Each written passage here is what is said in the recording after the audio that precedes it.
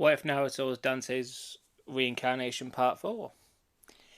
Disregarding his fight with Zabuza, Sasuke runs to help the now bloody Naruto to make sure he's okay. When he kneels down, he could feel Naruto's breath slowing down on his face. And with a whisper, Naruto tells Sasuke that he's sorry, that he was so careless, and that he needs to see out his dream and protect everyone they care about.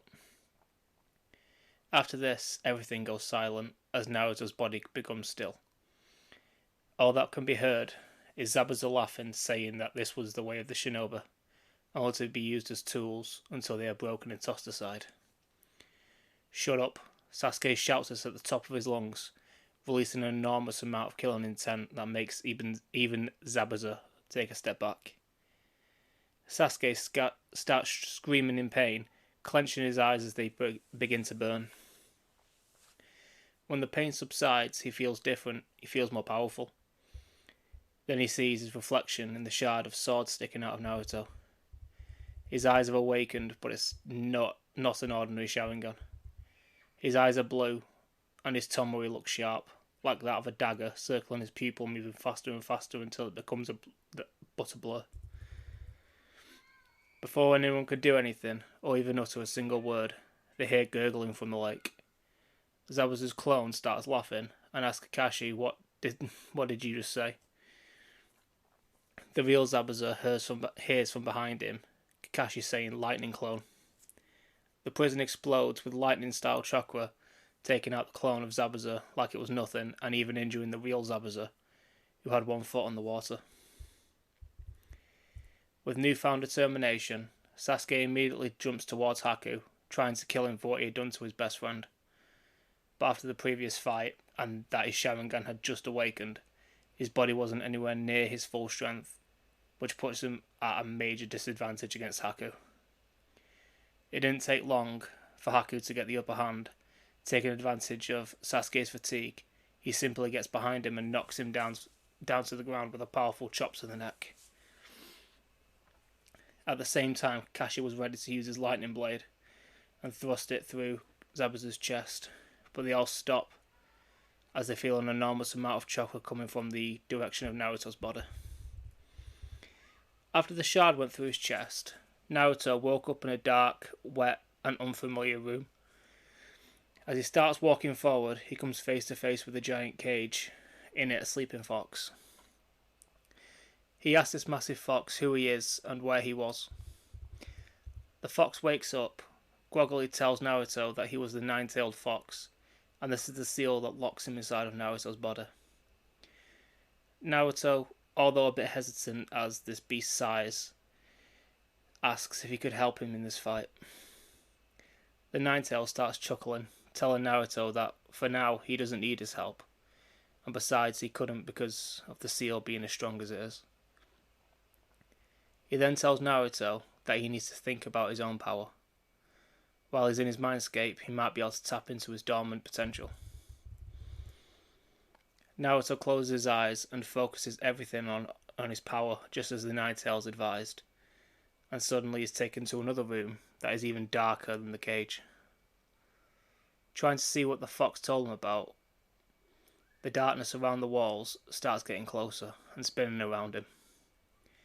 Without any warning, it converges on Naruto, seeping into every part of his body, making him stronger, but darker, as he was getting angrier than he already was.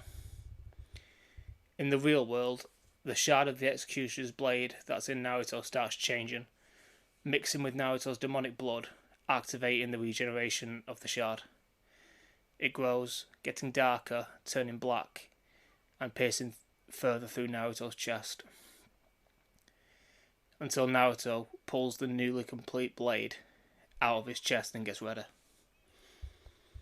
Haku, who is ready to kill Kakashi in order to protect Zabuza, feels a strong blow against the side of his face, shattering the mask and sending him several feet away.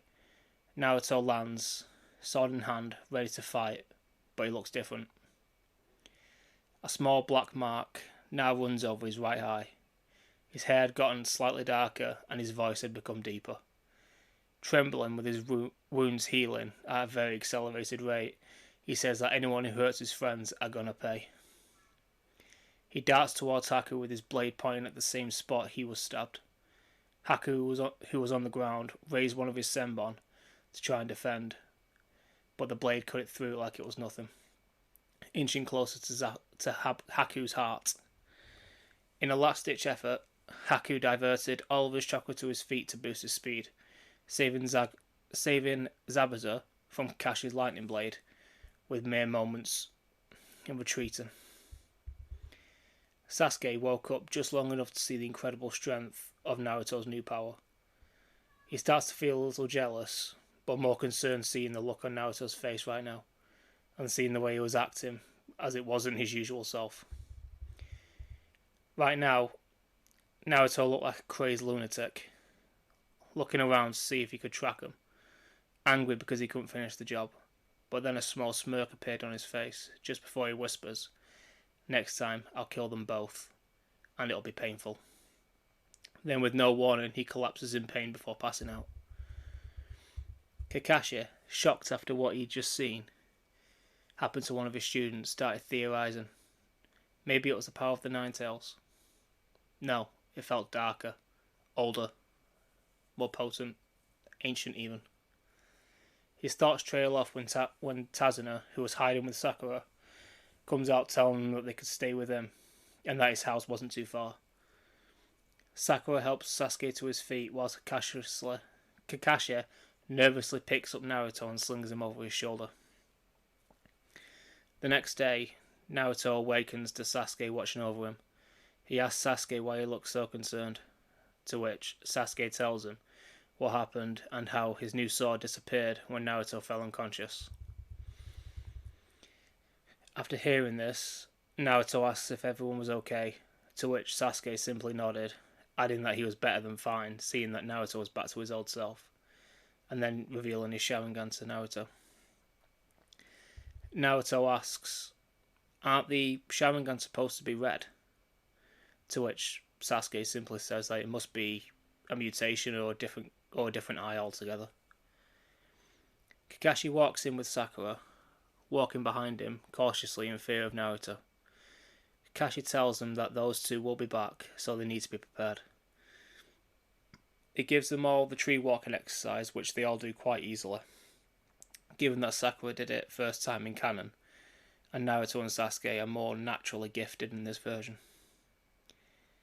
He then has them spar against each other under certain conditions. Naruto had to fight with a spare sword that Kakashi had in his scroll. Sasuke had to use his Sharingan for the whole fight and not use any jutsu so he could get adapted to the movement aspect.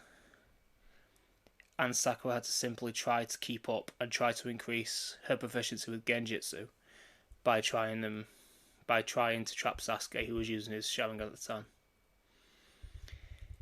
After their training was complete, the three Genin had shown great growth, and Naruto had a surprisingly good aptitude for Kenjutsu, picking up on the use of a blade very quickly. However, through the harsh training, the blade had suffered quite a lot of damage and had a fairly noticeable crack down the middle. They set off for the bridge to oversee the construction. The bridge was nearly complete, another half a day, and they'll be free from Gato and his thugs forever.